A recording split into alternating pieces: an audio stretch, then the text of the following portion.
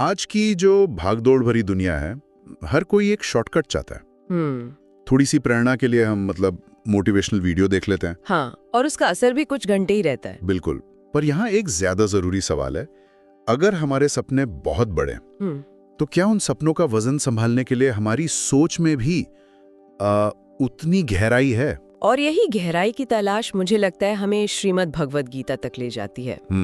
इसे अक्सर लोग बस एक धार्मिक ग्रंथ की तरह देखते हैं, पर सच कहो तो ये मन के विज्ञान और जिंदगी जीने की कला पर एक जबरदस्त गाइड है। सही बात है। आज हम यही कोशिश करेंगे, इसके 18 अध्यायों के सार को आज की जिंदगी की मुश्किलों से जोड़कर समझने की। और शायद यहाँ से वो समझ लेके जाएं जिसके बाद किसी बाहरी मोटिवेशन की जरूरत ही ना पड़े।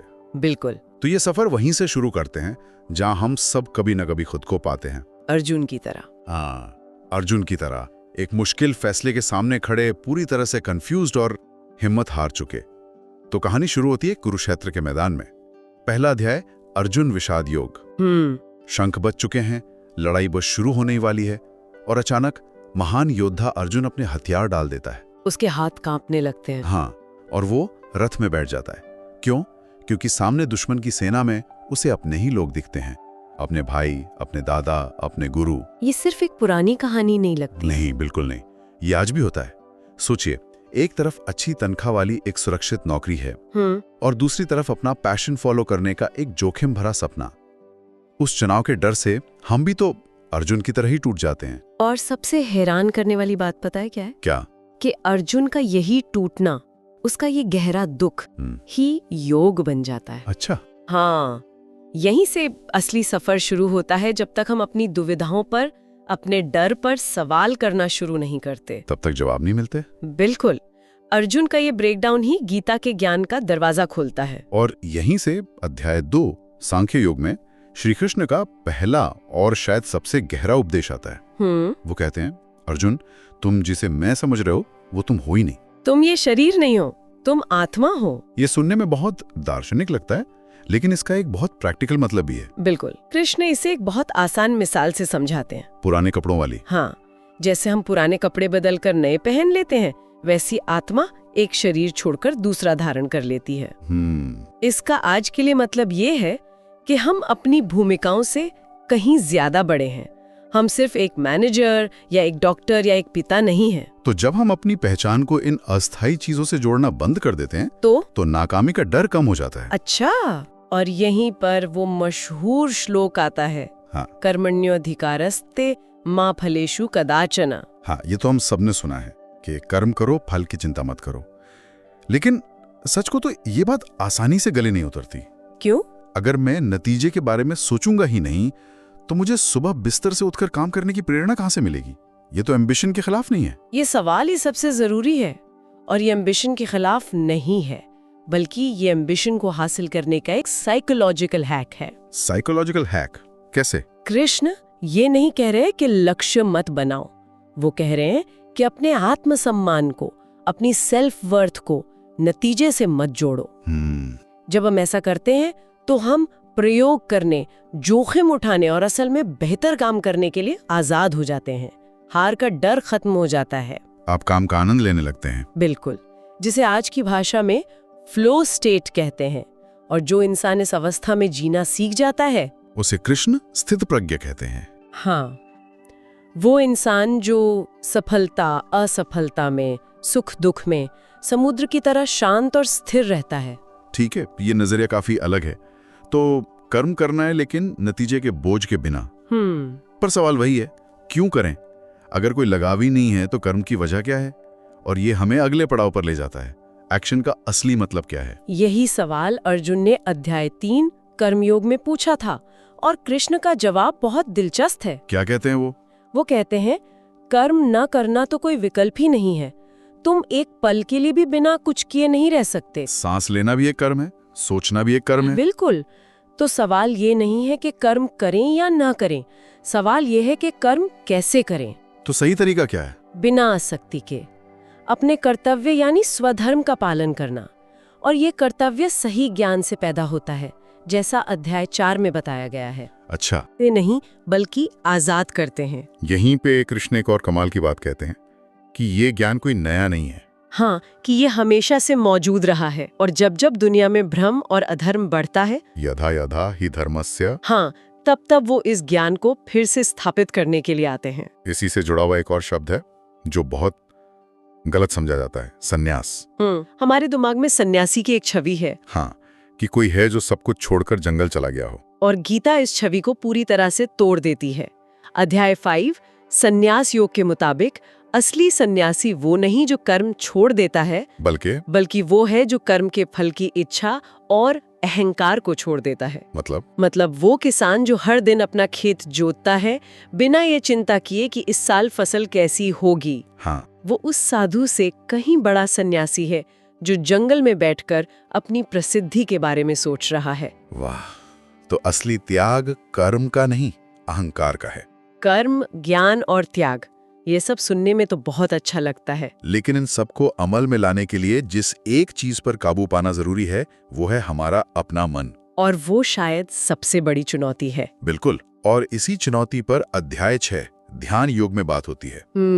कृष्ण मन की तुलना एक तूफानी हवा से करते हैं जिसे वश में करना बहुत मुश्किल है, लेकिन नामुमकिन नहीं। वो कहते हैं कि अभ्यास और वैराग्य से ये संभव है, और इसके लिए वो संतुलन का एक सुनहरा नियम देते हैं। वो क्या है? कि सच्चा योगी न तो बहुत ज्यादा खाता है, न भूखा रहता है, न ज्यादा सोता है, न जरूरत से ज्यादा जागता है, हर चीज में एक बैलेंस। तो क्या इसका कोई प्रैक्टिकल तरीका भी बताया गया है, जैसे ध्यान कैसे करें? हाँ, बहुत सरल तरीका बताया है। किसी शांत जगह पर बैठें, अपनी रीढ़, गर्दन और सिर को सीधा रखें और बस अपनी सांसों पर या किसी एक बिंदु पर मन को टिकाने की कोशिश करें। यहाँ अर्जुन एक बहुत ही वाजिब सवाल पूछता है जो हम सबके मन में आता है। कौन सा? वो कहता है, अगर मैं इस रास्ते पर चला और नाकाम हो गया तो ना मैं दुनिया का रहा ना मैं योग का, मेरा क्या होगा? ये तो बहुत बड़ा डर है। बिल्कुल। और इस पर कृष्ण का जवाब बहुत ही दिलासा देने वाला है। वो कहते हैं, इस रास्ते पर किया गया कोई भी अच्छा प्रयास कभी बेकार नहीं जाता। अच्छा? हाँ, अगर आप इस जीवन में सफल नहीं हुए तो आपके ये संस्कार अगले जीवन में आपको एक बेहतर शुरुआत देंगे। कोई भी आध्यात्मिक कोशिश कभी व्यर्थ नहीं जाती। मन को साधने के बाद चर्चा ईश्वर के स्वरूप की ओर मुड़ती है अध्याय 7 और 9 में। हाँ, और अक्सर ईश्वर की बात आते ही बड़े बड़े कर्मकांड और पूजा पाठ दिमाग में आते हैं। गीता इस विचार को भी बदल देती है। अध्याय 7 में कृष्ण कहते हैं कि वो हर चीज के सार में मौजूद हैं। मैं जल का स्वाद हूँ, सूर्य का प्रकाश हूँ, वेदों में ओमकार हूँ। वो ज्ञान यानी नॉलेज और विज्ञान यानी रियलाइजेशन का फर्क समझाते हैं। मतलब ईश्वर को जानना ज्ञान है और उसे हर चीज में महसूस करना विज्ञान है। बिल्कुल, और इसे महसूस करने का तरीका वो अध्याय 9 में है। हाँ, और वो सबसे सरल और सुंदर जवाब है। ईश्वर को पाने के लिए बड़े बड़े यज्ञ या दान की जरूरत नहीं है। तो किस चीज की जरूरत है? सिर्फ सच्ची श्रद्धा की। कृष्ण कहते हैं, अगर कोई प्रेम से मुझे सिर्फ एक पत्ता, एक फूल या थोड़ा सा जल भी अर्पित करता है तो मैं उसे स्वीकार करता हूँ। ये तो भक्ति को हर इंसान के लिए सुलभ बना देता है। हाँ, चाहे वो कोई भी हो, कहीं भी हो। अध्याय 10 में ईश्वर की महानता का जिक्र है, विभूति योग। ईश्वर को कहाँ देखें? हाँ, और कृष्ण बताते हैं कि वे हर श्रेष्ठ वस्तु में मौजूद हैं। पर्वतों में मेरु, नदियों में गंगा, योद्धाओं में राम। इसका उद्देश्य ये है कि हम हर उत्कृष्टता में, हर एक्सीलेंस में ईश्वर को देखें। और फिर आता है अध्याय 11, विश्वरूप दर्शन। हाँ, अर्जुन की प्रार्थना पर श्री कृष्ण अपना विराट रूप दिखाते हैं। एक भयानक और अद्भुत दृश्य, हजारों सूर्य एक साथ चमक रहे हैं और कृष्ण के मुख में सभी योद्धा समाते जा रहे हैं। इसका गहरा सबक ये है कि हम सब एक विराट योजना के केवल माध्यम है। इस विराट रूप को देखने के बाद अर्जुन एक बहुत ही सरल, बहुत ही मानवीय सवाल पूछता है, जो अध्याय 12 भक्ति योग की नींव है। वो पूछता है, ईश्वर के साकार रूप की पूजा करना बेहतर है या निराकार अनजाने स्वरूप का ध्यान करना? ये आज भी बहुत बड़ी बहस का मुद्दा है। हाँ, और कृष्ण का जवाब बहुत ही व्यावहारिक और करुणा से भरा है। क्या कहते हैं वो? वो कहते हैं कि जिन लोगों का मन शरीर और दुनिया से जुड़ा है, उनके लिए निराकार की उपासना बहुत कठिन हो सकती है। तो फिर? इसलिए मेरे साकार रूप की प्रेम और श्रद्धा से भक्ति करना सबसे सरल और श्रेष्ठ मार्ग है। और फिर वो एक सच्चे भक्त के गुण बताते हैं। हाँ, जो किसी से नफरत नहीं करता, जिसमें अहंकार नहीं है और जो सुख दुख में एक जैसा रहता है। अब हम गीता के सबसे गहरे, शायद थोड़ी मुश्किल दार्शनिक हिस्से की ओर बढ़ रहे हैं। अध्याय 13 से।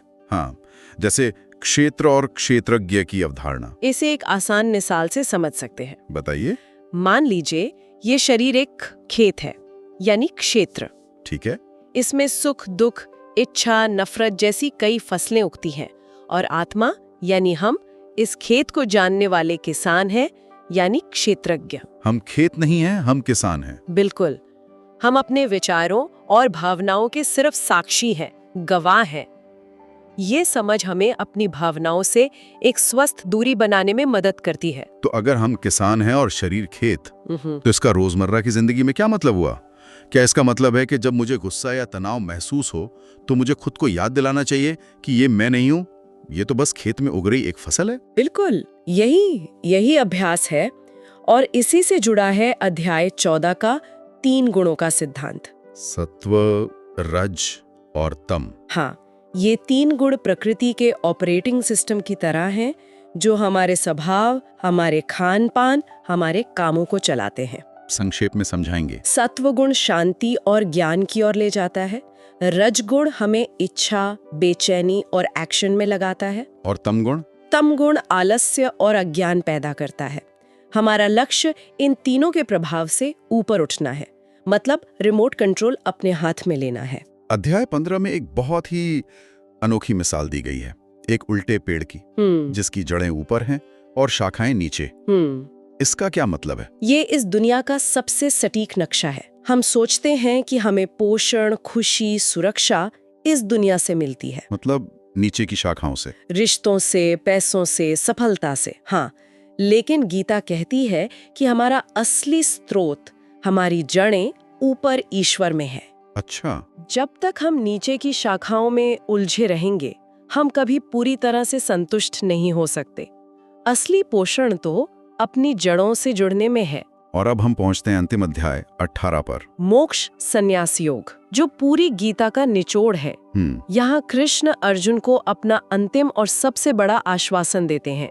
वो कहते हैं, सर्वधर्मान परित्यज्य मामेकम शरणम व्रज। इसका मतलब अक्सर ये निकाला जाता है कि सब कुछ छोड़कर भगवान की शरण में चले जाओ। क्या ये एक तरह का पलायन नहीं है? नहीं, ये पलायन नहीं, ये अहंकार का पूर्ण समर्पण है। इसका मतलब ये नहीं है कि अपना काम छोड़ दो। बिल्कुल नहीं। इसका मतलब है मैं कर रहा हूं का भाव छोड़ दो, अपनी तरफ से पूरी मेहनत करो, और फिर नतीजों की चिंता और उसका श्रेय ईश्वर पर छोड़ दो। हाँ, ये सबसे बड़ी आजादी है।